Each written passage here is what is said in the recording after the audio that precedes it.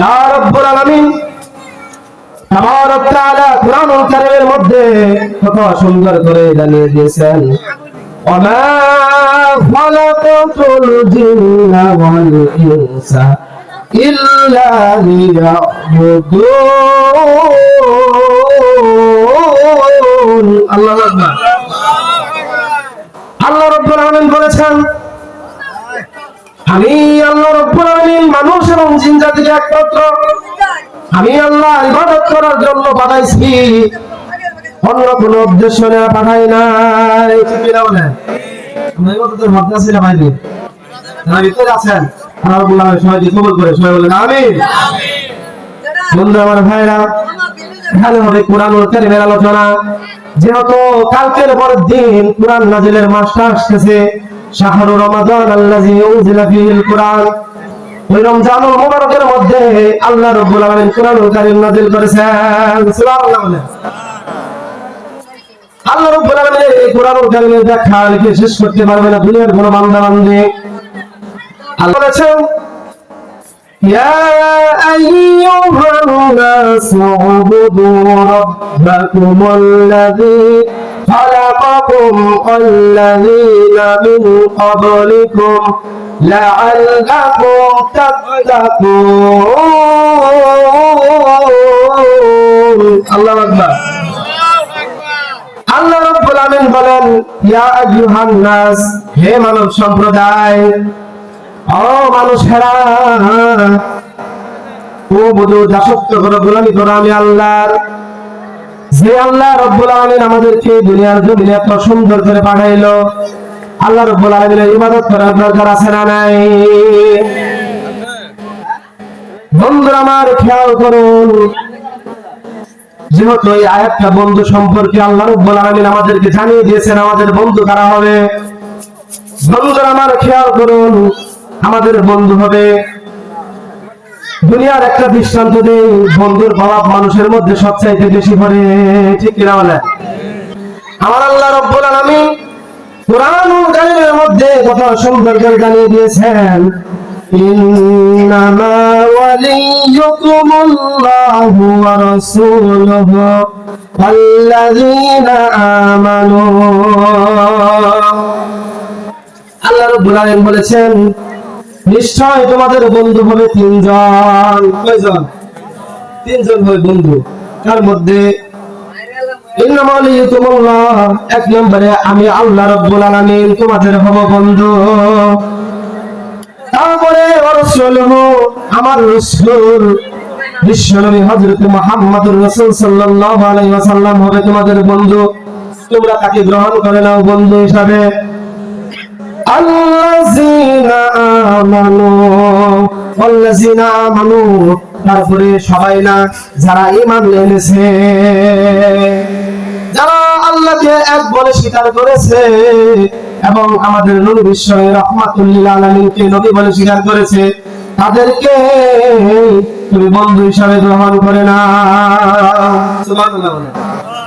আমাদের বন্ধু হিসাবে গ্রহণ করে দিতে বলছেন, যারা আল্লাযীনা আমানু, যারা ঈমান এনেছে, তাদেরকে তুমি বন্ধু হিসেবে গ্রহণ করে নাও। আল্লাহ রাব্বুল আলামিন যে কুরআনুল কারীমের গাইডলাইন আমাদের দিয়েছেন, সেই গাইডলাইনগুলো আমাদের মানার দরকার আছে না নাই?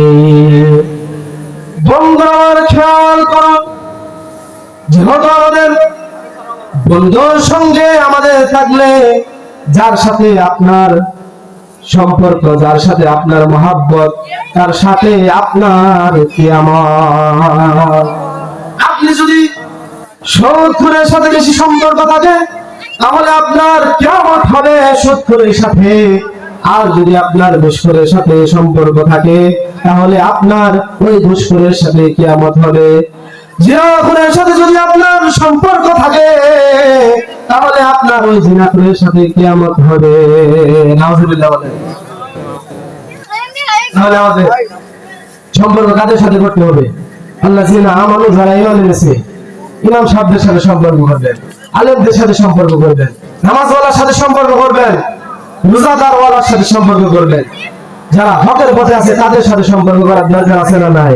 ফেরাউনের যে বাল্যকালটা কেটেছিল, ফেরাউনের বাল্যকাল দিয়ে আজকের এই আয়াতের দৃষ্টান্ত বন্ধু আলোচনা হবে। আপনারা শুনতে রাজি না পাজি?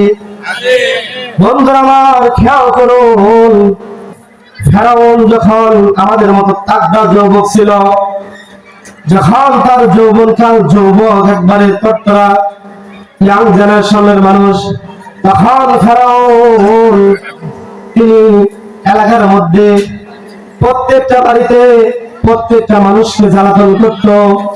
বন্ধু আমার ভাইরা, ফেরাউন যখন যুবক বয়স, প্রত্যেকটা ওই তার মহল্লার মধ্যে তার এলাকার ভিতরে প্রত্যেকটা বাড়িতে প্রত্যেকটা মানুষকে এমন জ্বালাতন করত। প্রত্যেক দিন তার বাড়িতে বিচার আসত, প্রত্যেক দিন তার বাড়িতে তার পিতা মাতার কাছে ফেরাউনের নামে বিচার দিত। ফেরাউনের নাম আছে কয়েকটা, যেহেতু ফেরাউন নামে আমরা চিনি, তাই ফেরাউনের নাম আসল যে নামটা সেটা দিয়ে আমরা আলোচনা করব। বন্ধু আমার ভাইরা, ফেরাউন প্রত্যেকটা মানুষকে জ্বালাইত। তখন পিতা মাতার কাছে এমন প্রত্যেক দিন বিচার আসতো, পিতা মাতার আর সহ্য হয় না। যখন তারপরে কেস আসে ফেরাউনের নামে, তখন তার পিতা মাতা এমন ভাবে রাগান্বিত হয়ে গিয়েছে, আর সহ্য করতে পারে না তার সন্তানের যে জ্বালাতন, তিনি এলাকার মধ্যে থাকতে পারতেছে না। তখন ফেরাউনকে তার পিতা মাতা তারা কি করলো, একটা পরামর্শ করলো, বোঝাখারা করলো যে কি করা যায়। সন্তানটা তো অনেক দুষ্ট হয়ে গিয়েছে, এটা তো আর ভালো হবে না, যার হয় না 9 তার হবে না 90। যেহেতু এখন তিনি বুঝে তার মধ্যে সেন্স আছে, কিন্তু তিনি এখন ভালো হইতেছে না। সামনে যখন আরো স্তর আসবে, কিছুদিন পরে আরো মানুষদেরকে অত্যাচার করবে, জুলুম নির্যাতন করা শুরু করে দিবে, তাই এখনই সময় আছে। কি বলো, আমি আমার সন্তানকে ত্যায্য করে দেই। তখন ফেরাউনের পিতা মাতাই মুজাকারাটা করলেন, বসে মুজাকারা করিয়া ফেরাউনকে ত্যায্য করে দিলেন।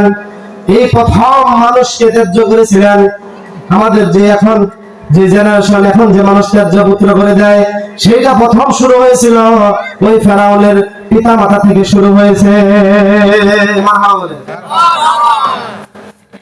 এটা নতুন একটা ঘটনা শুনলাম না, আনকমন একটা ঘটনা, ঠিক না বন্ধু আমার ভাইরা? তখন ফেরাউন কি করবে, তার জন্মভূমি থেকে তিনি চলে গেলেন। চলে যাওয়ার পরে রাস্তা হাঁটতেছে মরুভূমির মধ্যে দিয়ে, রাস্তা হাঁটতে হাঁটতে ওই মিশরের একটা তার কাটা বর্ডার ঘাট, সেখানে চলে গেলেন। চলে যাওয়ার পরে চোরের মতো টালকি মারতেছে যে এদিক দিয়ে যাওয়া যাবে কিনা।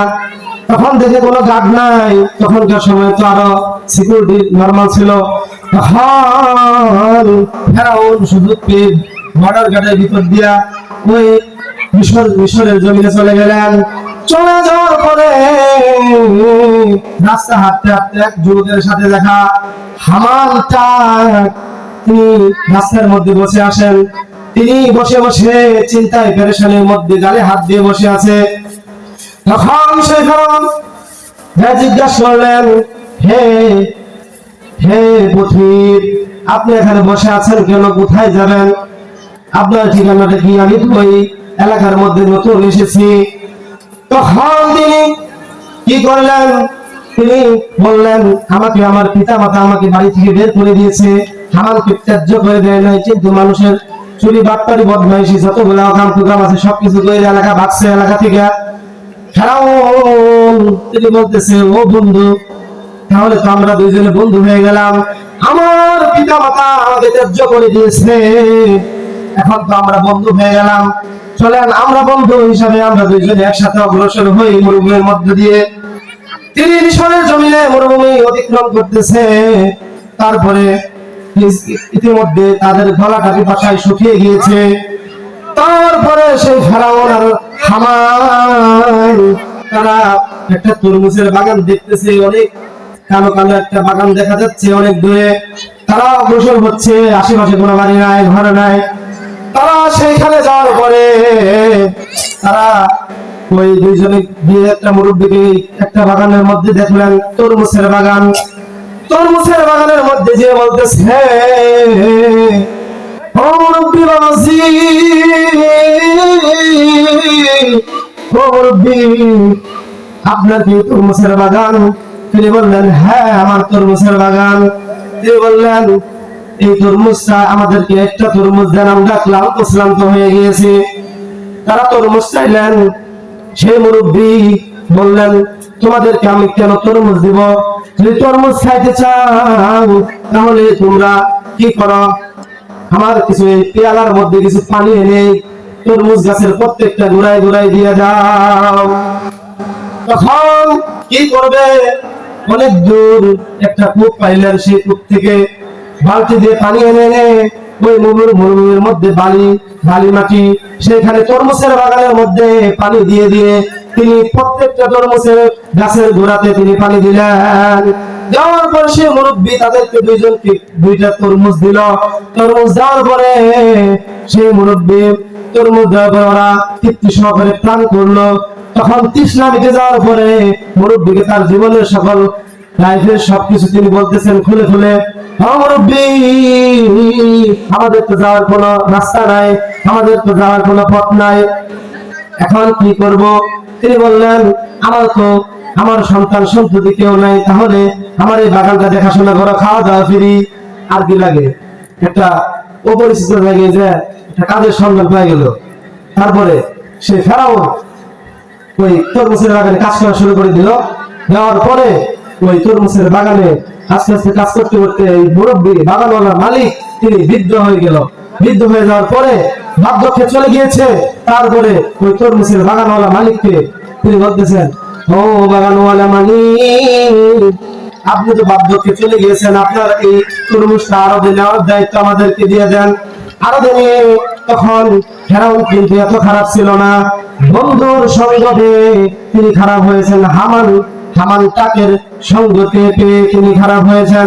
ফেরাউন তখন ওই তরমুজের আড়তে তরমুজ গুলা নিয়ে গেলেন। নিয়ে যাওয়ার পরে ওই তরমুজ গুলা কি করলেন, আরো দিনে বিক্রি করা শুরু করে দিলেন। অনেক কাস্টমার, মার্কেটে ভালো সাপ্লাই হইতেছে। তখন চিন্তা করলেন, হামান টাক মাসের বুদ্ধি দিয়েছি না, তিনি তখন হামান বললেন, যেহেতু অনেক বিক্রি হইতেছে, অনেক ভালো বড় বড় কাস্টমার এসে বিক্রি হইতেছে, তাহলে কি করা যায়? তাহলে আমরা কি করি, কেজি ধরে বিক্রি করি। তখন থেকে এই যে তরমুজের কিছু মানুষ বলে না, তরমুজের ব্যবসা ফেরা হবে, ওইটার জন্য বলেছে কেজি ধরে বিক্রি করছে, কিন্তু কম দামে তারা মুরব্বীকে টাকা দিয়েছে কম। আর যারা ওই যে যখন বেশি দামে বিক্রি করতো সেগুলা ওই মুরব্বীটাকে দিত না, তারা নিজে নিজে ওই হামানের বুদ্ধিতে ফেরাউন বলতো যে, ফেরাউন বলতো, না, আমার যে মালিক, দেশ ছাড়া হয়েছি, দেশান্তর হয়েছি, নিজের জন্মভূমি হারা হয়েছি, আর এখানে যদি দুর্নীতি বাটপারি বদমাইশি করি তাহলে আমার এখানে স্থান হবে না, আসলে ভালো পথে চলবো এবং রোডে আর যাবো না। তখন ফেরাউনকে হামান বুদ্ধি দিল যে, না, যেহেতু জন্মভূমি ছাড়ছি, আমরা কি করব, ওই পথে আমরা চলবো। তখন ফেরাউন আস্তে আস্তে শয়তানের প্রবঞ্চনায় ঘুরিয়ে কি করলো, বিক্রি করা শুরু করে দিল।